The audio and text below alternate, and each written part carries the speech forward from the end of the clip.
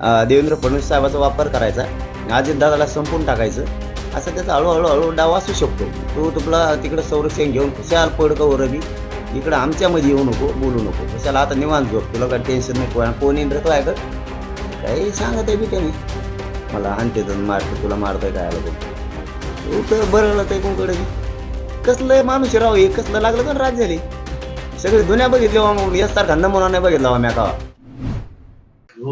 नाही दादासाहेब, आम्ही ते याच्यासाठी बोललो की हे खोटं बोलतंय, आम्हाला तर किती किती अडचणी आल्यात, आम्ही सांगितल्या सुद्धा नाही सरकारला, त्या तर पोलिसाला ठिकठिकाणी माहीत सुद्धा आहेत काय काय जागेवर सभेच्या, आम्ही सांगितल्या सुद्धा नाही ना, आम्हाला सांगितलं कारण आम्ही मरायला भेट नाहीत त्याच्यावर.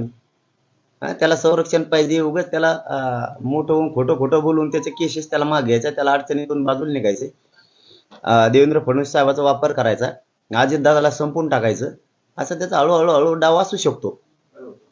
हो, तेवढे राजकारण सगळ्यात तुडिलेलं आहे आतापर्यंत, त्यामुळे तो विचित्र माणूस आहे. तो संरक्षण लावून घेईन, सगळं लावून, आणि आम्हाला काही हरकत नाही, लाव तुला काय लावायचं तेवढं, मराठा आरक्षणाच्या विरोधात बोलू नको, एवढं मात्र पाळे. तो तुला तिकडं संरक्षण घेऊन खुशाल पडकं वरबी इकडं आमच्यामध्ये येऊ नको, बोलू नको, खुशाला आता निवांत झोप, तुला काय टेन्शन नाही, कोण येईन रे तो ऐकत काही सांगत आहे बी त्याने, मला आणते तर मारते, तुला मारतोय काय आलं कोण.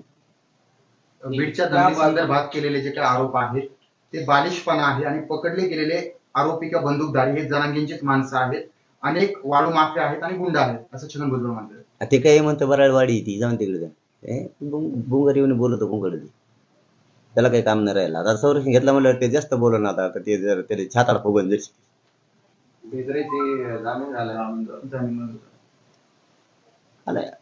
काही कारणच नव्हतं.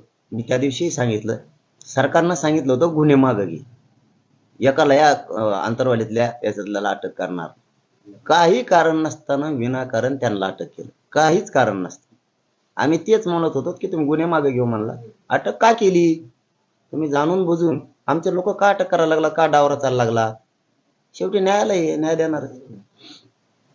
जितेंद्र आव्हाड म्हणतायत की ज्या प्रकारे भुजबळ जरांगेवर घसरत आहेत त्यामुळे त्यांचा मोठेपणा कमी होतोय, आणि जर कॅबिनेटमध्ये तुमचं ऐकलं जात नसेल तर तुम्ही राजीनामा द्यावा भुजबळांना, असं जितेंद्र आव्हाड सांगतायत. तुम्हाला काय वाटतं? त्याला मोठेपणा तर पाहिजे ना, मोठेपणा कमी व्हायला, त्याला काय मोठेपणा पेटेपणा आहे, ते मोगम त्याचा स्वार्थासाठी वापर करून घेतोय सध्या. ते देवेंद्र फडणवीस साहेबाच्या लक्षात आहे ना, त्यांच्या लक्षात येईल, ते त्याला साथ द्यायला लागलेत, फडणवीस साहेब सारखी अजितदादा सुद्धा त्याला साथ द्यायला लागलेत, पवार.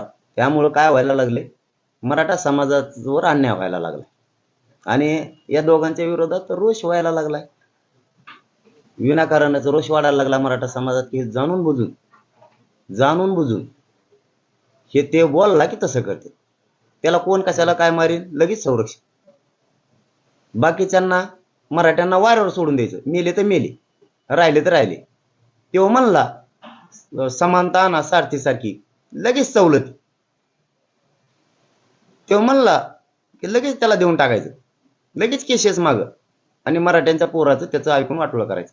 मराठी आता येड्या नाही राहिले साहेब, तारीख जवळ येईल तसं वाटायला लागलंय, कारण त्यांनी शब्द टाकणं आणि सरकारनं करणं संगच व्हायलंय, आणि मराठीत जे शब्द टाकतात ते सरकार घेत नाही, म्हणजे सरकार त्याला भ्यायला बी लागले, त्याला त्याचे कामं करायला लागले, आणि मराठ्यावर अन्याय करायला लागले, सरकार मराठ्यांच्या विरोधात काम करायला लागले. हे मराठ्यांच्या आता लक्षात आलं. आम्ही 17ला आमचा डिसिजन घेणार आहेत, बघू त्याच्याच गळ्यात हात टाकून हिंडा खुशाल तुम्ही. आता मराठे मात्र एकतर्फी झाले सगळे, राजकारणी मराठी तेवढे राहिलेत एकतर्फी व्हायचे, ते बी सामान्य मराठी एकतर्फी करून दाखवतील. राजकारणी मराठी सुद्धा सगळे एका बाजूला आले पाहिजे, ते कसे येणार नाहीत हे मराठी त्यांना विनंती करून कवायना एकत्र आणणार आहेत. बघत होता आम्हाला सुद्धा, आता आमच्या लेकरांसाठी आता आम्ही सुद्धा खेळायचं ठरवणार.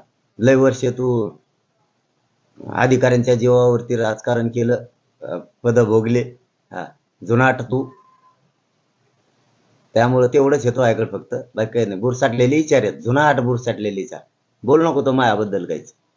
अनेक मराठा नेते मला भेटले आणि ते म्हणतात की आम्हाला ओबीसी मधून आरक्षण नकोय, असं म्हणजे असं भुजबळांकडे नेते म्हणलेले. मग म्हणणारच ना, त्यांना काय गरज आहे, त्यांना गरज काय, जे तुला म्हणले ते आम्हाला माहिती आहे, तू समजा नको, आमची बी यंत्रणा आहे, तुला जे म्हणले तेच आम्हाला सांगत येत, आम्ही त्याला आज असं म्हणलो.